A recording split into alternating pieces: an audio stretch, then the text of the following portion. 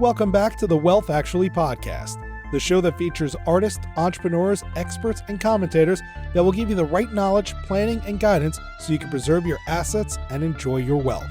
Learn more and subscribe today at wealthactually.com. And now, here's your host, Fraser Rice. Welcome back to the Wealth Actually podcast. I'm Fraser Rice.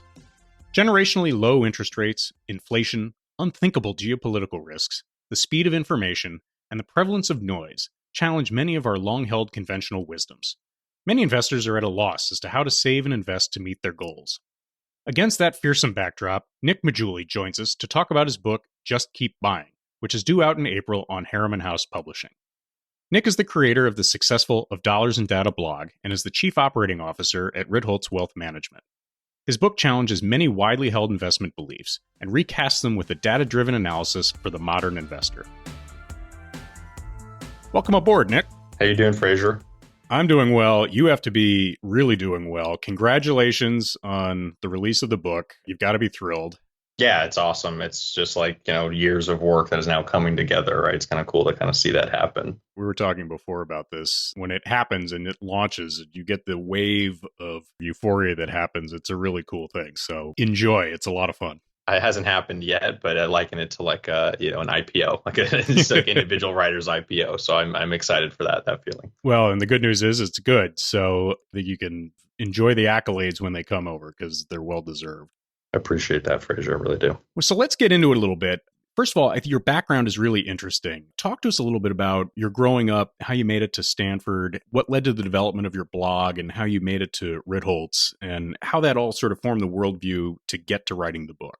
Yeah, so I was obviously like really into math, really into science stuff. I think getting into Stanford was really mostly, there's a lot of luck there. And I think maybe the best decision I ever made in my entire life, the most impactful one, was deciding to apply early, because back in the day, it was, difficult to get in. Today, it's like almost impossible. I mean, the acceptance rate at a lot of top schools is, in single digits, it's like 5% now, maybe 10%. Back when I got in, it was 10% to get in overall. But if you went early, it's 18%. There's no single thing. Like, this is something I tried to tell, like, if I'm talking to like parents about like how to get their kids into a good school, like, there is no single factor I know of that can literally double your chances of getting into a competitive school than applying early. Like, there's nothing. You could get a 2400 on your SAT. You could be the valedictorian. You could have straight A's.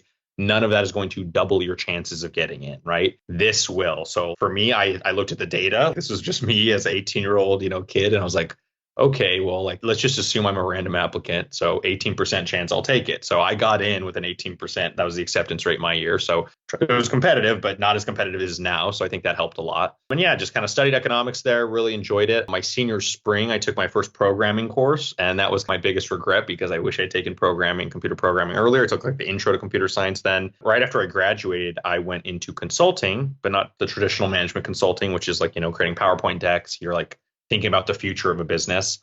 So instead of being forward looking, I was in something called litigation consulting, which is very backward looking. It says, what has happened in the past? How do we remedy it? And there's a lot of data analysis that goes into that. So I really just became really good at analytics. And so that I basically used that skill set. And I was really interested in investing in personal finance. So I took that skill set I learned from working 6 years in consulting and I just applied it to a new area, And so I think that's kind of the thing I do that's a little bit different than most other personal finance writers is like I do all my own data analysis. I run everything myself. And so I got lucky and I happened to be in the right place to get those skills. And I just happened to love this stuff. And so I wrote about it. So that's kind of the path there. I started blogging in early 2017. After about a year of doing that, I started talking with Ritholtz. One thing led to another, and I basically started working for them in mid-2018. So about a year and a half after my journey, I transitioned from consulting into finance, and I've been there ever since. It's been almost 4 years now. So that's it. And I just kept writing once a week, a blog post once a week, and did that. Basically came up with this kind of philosophy of how I look at personal finance and investing, put it all into a book, and that's what Just Keep Buying is. So that's kind of how everything came about. What was the tipping point for you when you said, okay, I've got this blog, it's successful, I have my philosophy. When did you say, okay, it's time to codify this into something a little bit more long form? Honestly, it was COVID. I still remember like first wave, March 2020, I was in New York City. I was like, this is crazy. Everything, obviously cases came down. I was like, oh, this thing's over, right? This thing's over. No, real day happened. Second wave came and I'm like, oh my gosh, like this is going to last a little longer, I think. But then, cases came back down. I said, you know what? That was everyone else. So New York had the big hit, then everyone else had the big hit. I'm like, okay, now we're done, right? But then December 2020 was that next big wave. This is obviously before, Omicron and everything. And that big wave, it was worse than the prior two waves in terms of cases. And I probably overreacted. I was like, this thing's going to last forever. So I saw that and I said, I need to use this time because I'm trapped inside. I got nothing to do. I can't go out with friends. I can't do this. I'm like, I'm going to do this. So I basically took every single weekend from January 2021 to like mid-May 2021 and just wrote the book, and put it all together. And I'd say half of it is like old blog posts that my editor is kind of, we've kind of Frankenstein different pieces together and created something better than the original.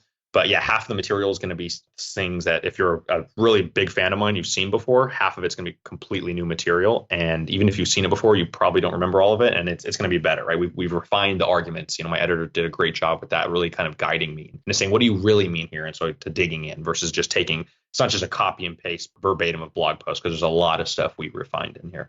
So that's kind of how the process went around. So one of the things I was struck by when I read it was that you take your data background and apply it to, I'd say, rules of typical bromides that permeate through standard investment advice. And you don't cast them aside. You don't say, oh, this is completely wrong. You sort of create data-driven support for them and adjustments where necessary. Was that sort of the overarching thought as you put the book together and started writing it, was to say, you know what, I've got this skill set and I've noticed some things that the public just doesn't quite see right now. Was that part of the rationale? Yeah, I think there's a lot of arguments in the personal finance investing space, which are almost like dogma in the sense of like they're just accepted by everyone and no one questions them, right? And one of those, we don't have to get into all this right now, but one of those, for example, is you should always max out your 401k. Like I do not know a single personal finance expert before me talking about it, at least, that was like, you should not max your 401k. I'm not saying no one's ever done it, but it's almost universally accepted to do that. And I'm just like, well, let's see, let's run the numbers and let's see, should you do it? What circumstance should you not? And so I kind of get into that a little bit. And generally, I don't think it's always the best option for everyone. I'm not saying it's stupid to do it. I'm just saying I challenge a lot of things that I think are almost accepted like as dogma. And the other one too is like you should cut your spending versus raise your income. That's a big debate, right? There's like two factions, and some believe you should cut spending, some should say you should raise income to grow your wealth. And I have a very strong stance, one of those sides, and you can read the book to find out which one, or we can get into it. It's up to you. But yeah, so that's kind of my idea. It's like, I was like, let's kind of go back to first principles and say like, what is accepted as truth? And let's see how much of that is actually valid. And there's a lot of stuff that is valid, obviously, right? Like saving over time, that matters. Savings rate matters. All these things are true, but there's a lot of things where I'm not sure that the community really dug into the data, and the data may say something different than what a lot of people say. So that's kind of where I'm coming from. And I like the idea that, you challenge the one size fits all type of scenario, and different people have different ways of doing things and different career paths. And I was struck positively by the fact that you're willing to take on some of those sacred cows and saying, look, what are we doing here? Let's actually analyze this as opposed to take it for granted. Yeah, exactly. I think the hardest thing to write about, in my opinion, is taxes, anything to do with taxes like 401k, raw, anything like that, because everyone's tax situation is different. Are you single? Are you married? Which state are you in? Which state do you plan to retire in? Those are just 4 questions right there that are going to affect your taxes immensely. And that doesn't get into anything else about even your income level. That's going to affect stuff, right? So that alone, like your optimal decision is going to change based on all of those factors. And so it's really tough to write about, but I tried to do it in a way that that led to a lot of, I just want people to question the things that they don't question normally. I think that's going to help more people just to be like, hey, should I be doing that? Should I not? Just the question is going to lead to more answers and more people getting more value from this than just literally just, oh, hey, just do this because I told you to do it. I want to have people have an open mind and really to think about these problems instead of just saying, oh, here's the answer, do this no matter what. So that's kind of the idea. Well, one of the things that I liked about the book, too, was your decision to, first of all, you had a very, I think, powerful introduction and sort of a concept around using the book and sort of getting the reader ready for what you were going through in terms of analyzing these concepts. But then you divide the book into saving and investing, which I thought was useful because if you don't make some sort of choice to sort of break up things, then it can become a hodgepodge a little bit and difficult for people to follow.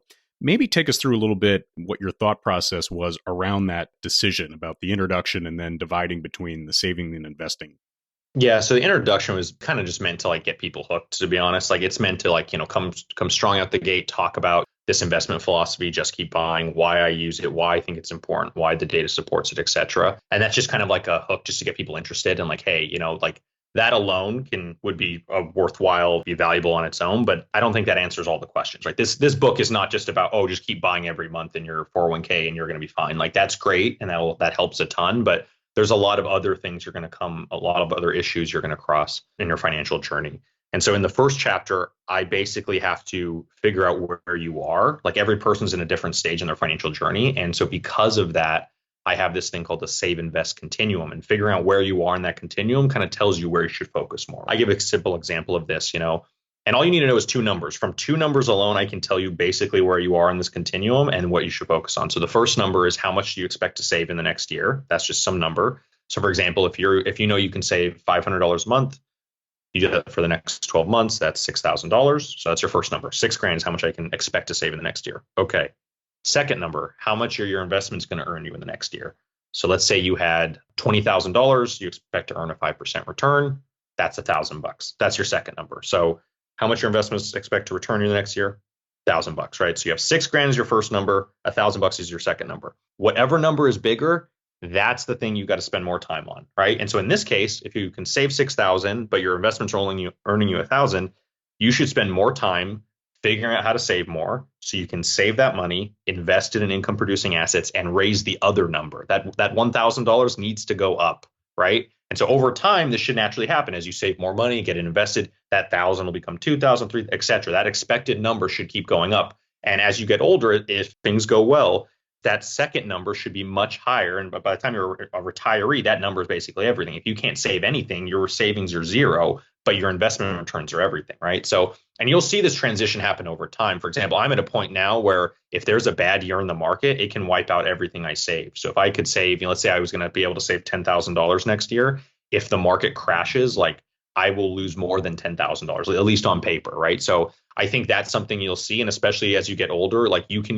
lose multiple years of savings in a crash, and that's the thing. Like that one continuum, this one principle is what overlays the whole book. Because if you're in a stage where like, hey, I need to spend more time focusing on my savings, then you should really focus on those chapters and what you can do to improve your, raise your income, all that stuff.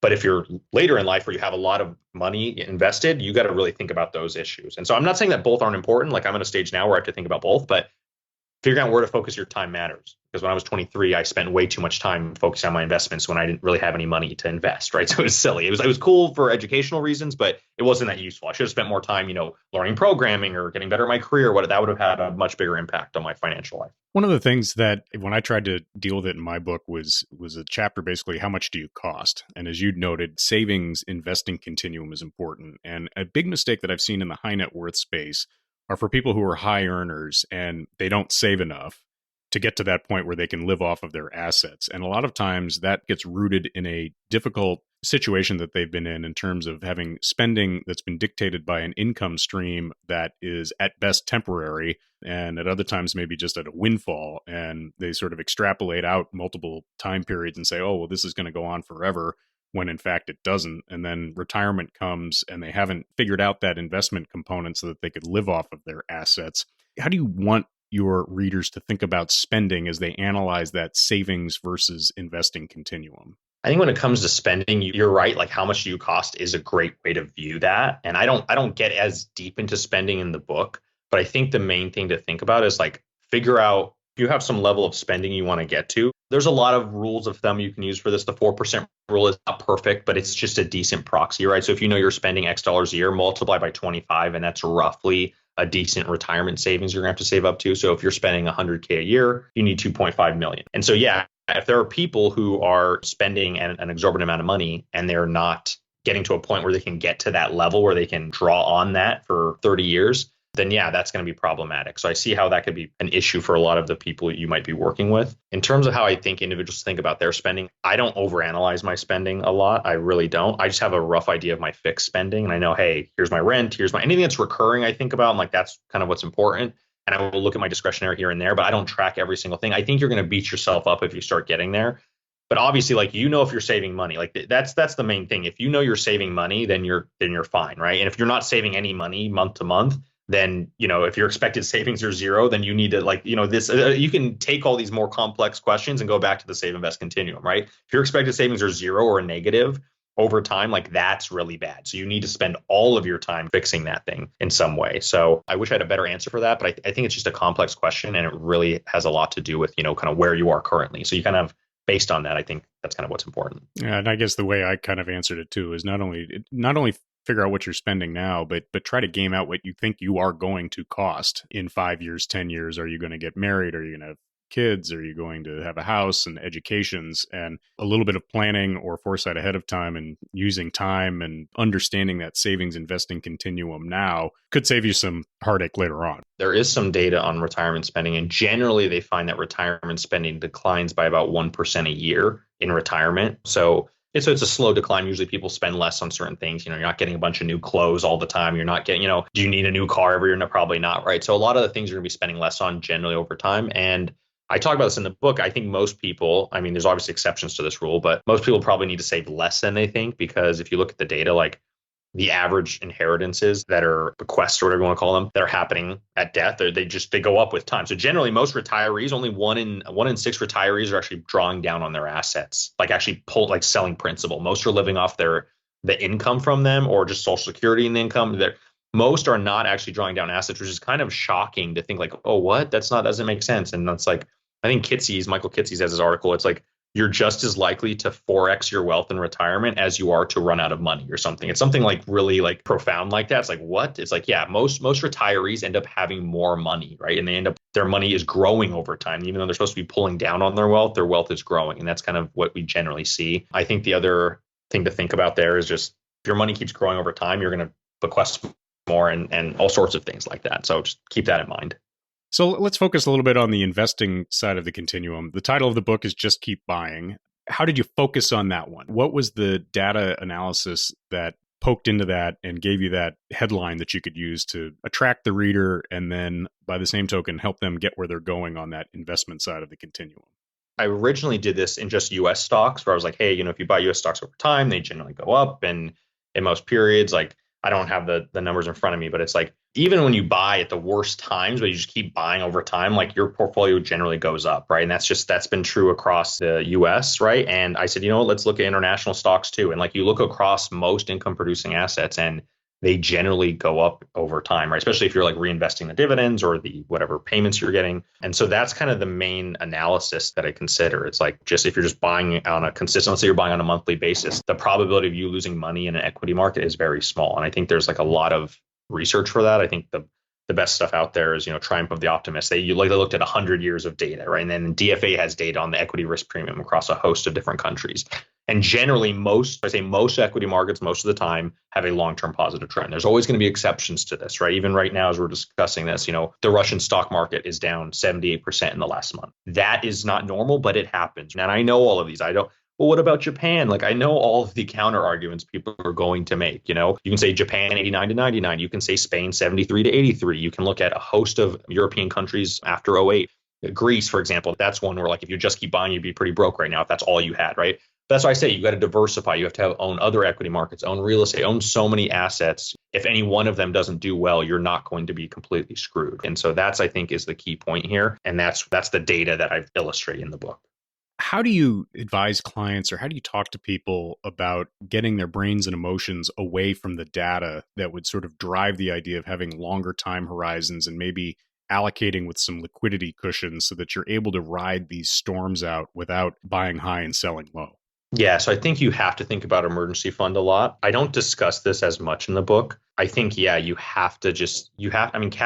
you need to have some sort of cash or a cushion of some sort in case something happens. Because like, the unthinkable happens more often than not. Like, COVID just showed us that. Imagine you owned a restaurant and then COVID comes, and now all of a sudden, not only are you not getting income, you're now just accumulating losses every month. So having cash, that's not always going to save you. It's like, doesn't matter how good your boat is in a typhoon, right? So at certain points, there are certain tail risks that are beyond anything you could prepare for. And there's nothing you can do. How do you expect the unexpected? But having sufficient amount of cash, 6 months, 12 months, however much as emergency fund, I think is really important for a lot of people. But you should match it to your liabilities. I'm a single male right now. And so I don't have kids. I don't have a wife. I don't have any of those things that are like where I have to take care of someone else. It's just me. So in the worst case scenario, like, God forbid something happens, I could be eating rice and beans every day if I needed to, and trying to buy back into the market, right? Or something like that. Even if I lost my job, God forbid, like, there are ways where I have enough now in terms of emergency savings and everything, like I would be fine because I built in those kind of liquidity cushions. I think you have to do that. I think people who aren't doing that and are like, oh, I don't want to just sit in cash because, like, yes, cash is not a great asset. I think it's great when you need it, and that's the most important thing, right? It's like, it's annoying to have, but it's absolutely necessary in really bad times. As I tell people, it's good for sleeping. It's stock so we eat well, bonds so we sleep well, right? That's the old joke that was on some like Boglehead forum or something. So I think we generally agree that diversification among asset allocations is a good idea. You don't want to be too much into one asset class or otherwise. The Russian example sort of reverberates around that. But then there are the people who bet their career on one particular company and they have big exposure. Maybe they work for Google and they have lots of stock options. And then in an effort to save, they try to do what they can to diversify. But again, they've got big single positions either in their career or maybe real estate is how they think they have their edge. How do you think about that for clients, as they're going about their saving versus investing continuum when they're in a position where their income or their wealth accumulation is so dependent on one single thing? The framework I like to use is like a regret minimization framework. And so, like, yes, the book's called Just Keep Buying, but like there are times when you have to sell. Obviously, things selling matters. And I think concentrated positions, there are times when you have to sell. So I always say, like, my framework is like, you should sell to lock in a certain standard of living that you're comfortable with. And then if you want to jump to another standard of living, like you're like, oh, I'm willing to risk this much of my wealth to possibly be in this scenario, then, and if you feel comfortable doing that, then risk it, take the risk. Maybe you're going to hold, half your wealth in Google. Well, I don't think that's something that I would recommend. If the other half is like decently diversified and you're like, even if the Google went to zero, I could still live a decent life, then go ahead, have at it, right? That's the kind of thing. It's about not doing I think all or nothing decisions are the issue, right? It's like being 98% Google versus being 50% Google, right? And I also think the other side of it is like, oh, you should always sell out of your concentrated positions and hold 0% of it. I think that's also wrong too, because let's say you owned Apple or you worked at Apple in like since 2012 or something. If you just sold it every month, yes, you would use, no matter what, you've probably done well, but like, if you just held a little bit of it and that thing starts going up, you're not going to feel as bad as if you're on zero, right? Get off zero at least. If that thing triples and if you sold it all and that thing triples or quadruples what the market does, you're going to feel really stupid. So you want to pick some sort of middle ground where you don't feel as stupid no matter what happens. And that's my philosophy. It's like regret minimization is the key thing. And so I kind of talk about that when we're talking about selling assets. And something that I've noticed in my practice is you move up the ladder in asset size, certainly regret minimization, lifestyle maintenance, making sure that that's funded for as long as you want it to be funded, but then also building in a bucket for what I call optionality, meaning if you want to pivot and change careers or invest in this or do something different or bail out for a year and sail the world to do whatever. That third bucket is interesting because, when people have to make decisions around current cash flows in order to maintain them, sometimes that can feel very ugly, especially as you get older and those options become fewer and fewer. If one of the reasons you can't take them is because they're not funded, that goes straight back to the regret minimization analysis that we talked about there. I just add that as something that I've seen in my travels that seems to work. I know, that like this book is and all the stuff I talk about is very analytical and numbers and stuff. But at the end of the day, the money's meant so you could do things you want to do with it, so you can live the life you want to live, right? So if you know what you want to do in your life, like, oh, I want to sail the world for a year, I want to do this, then yeah, you should lock up those things, try and plan for those things in a way so that you can live the life you want to live. It's not just about maximizing your wealth. I know some people think it is, but I think it's really about just like living the best life you can live that you would be happy with and feel, yeah, I completely agree with what you're saying. Like, you got to think about all of those issues. I read the book before the Russian example has come to the fore, and we're in the midst of what I would call a pretty serious market test where a lot of people, I think, really haven't faced this type of market correction since the global financial crisis. What would your advice be to current investors that are in the midst of all this and are tasting a fist for the first time from the market and from the geopolitical world these days in sort of keeping onto their course?